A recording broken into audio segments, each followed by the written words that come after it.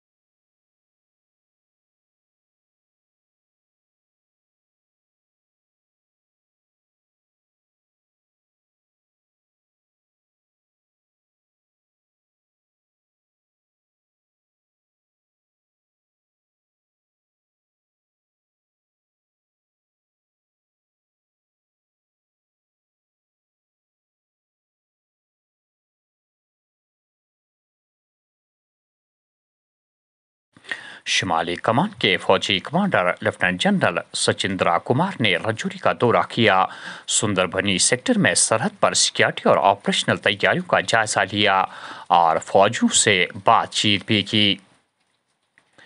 جموں کشمیر میں اسمبلی انتخابات کے دوسرے مرحلے کے لیے نوٹیفکیشن جاری، کاغذاتی نامزدگی بھرنے کی آخری تاریخ 5 ستمبر، جبکہ جانچ پڑتال 6 ستمبر کو ہوگی۔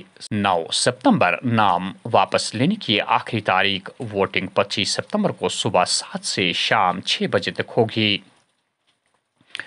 انتخابات کے دوران نیم فوجی دستوں کی مزید 500 کمپنیوں کی تعیناتی کو ہری جھنڈی دکھائی گئی، جبکہ پہلے ہی امرناتھ یاترا کے سلسلے میں جو 500 کمپنیاں وادی میں موجود ہے فی الحال تعینات رہیں گی۔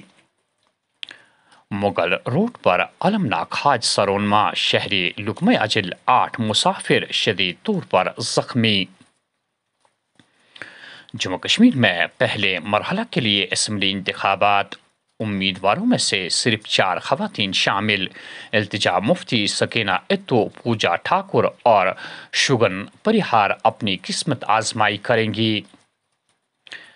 بی جے پی کو شکست دینے کے لیے ہم ایک یونائٹڈ فرنٹ لے کر کھڑے ہوں اور انہیں کم سے کم سیٹیں جیتنے دے۔ اسمبلی میں فی الحال اتنی طاقت نہیں جتنی ہونی چاہیے، لیکن اس کے ذریعے ہی ہم اس اسمبلی کو مضبوط کرنا چاہتے ہیں۔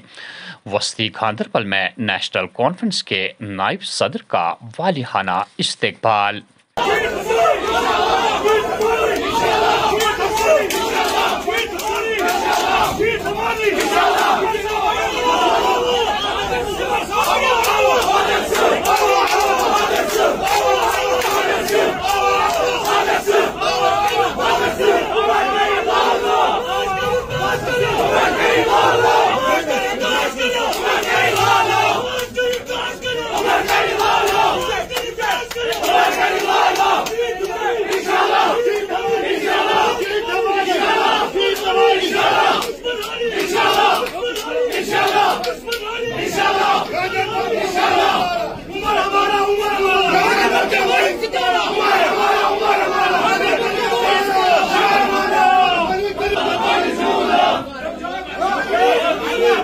اب میں بھی، اور ہماری کوشش ہے کہ بی جے پی کے خلاف ہم ایک یونائٹڈ فرنٹ لے کے کھڑے ہوں اور انہیں کم سے کم سیٹیں جو ہیں جیتنے کا ہم موقع دیں۔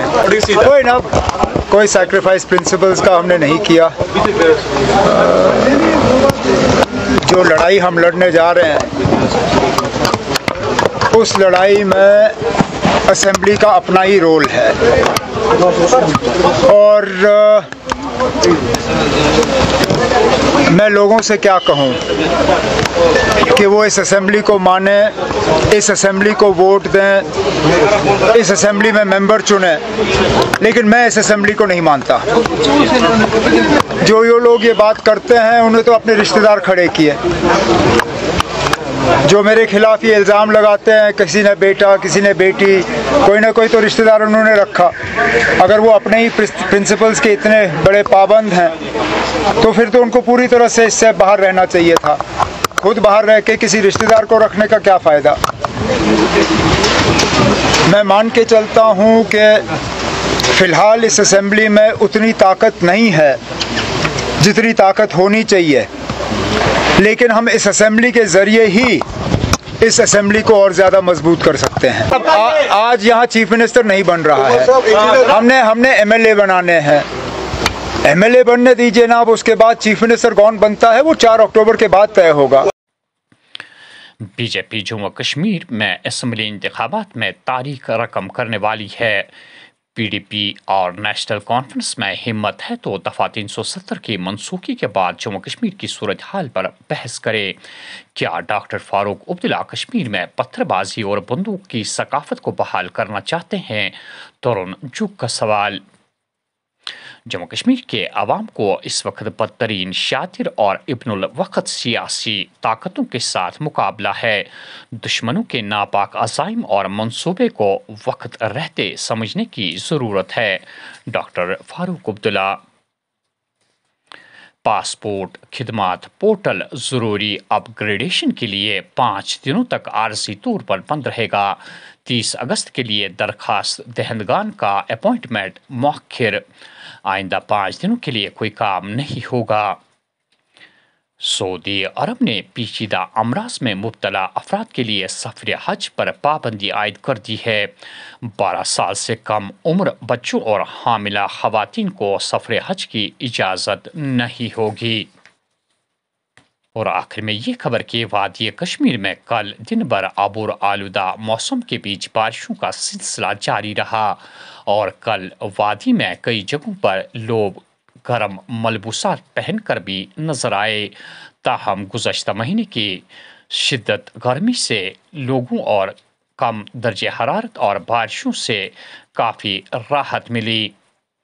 ادھر ٹنل کے آر پار موسلادھار بارشیں جاری۔ سونامرگ کے علاوہ پیر پنچال کی پہاڑیوں پر ہلکی برفباری بھی ہوئی۔ موسلادھار بارشوں سے زندگی درہم برہم۔ دریائے جہلم میں پانی کی سطح میں اضافہ۔ ناظرین، یہ تھا آج کا خبرنامہ۔ دیجیے میزبان حیا جاوید کو اجازت۔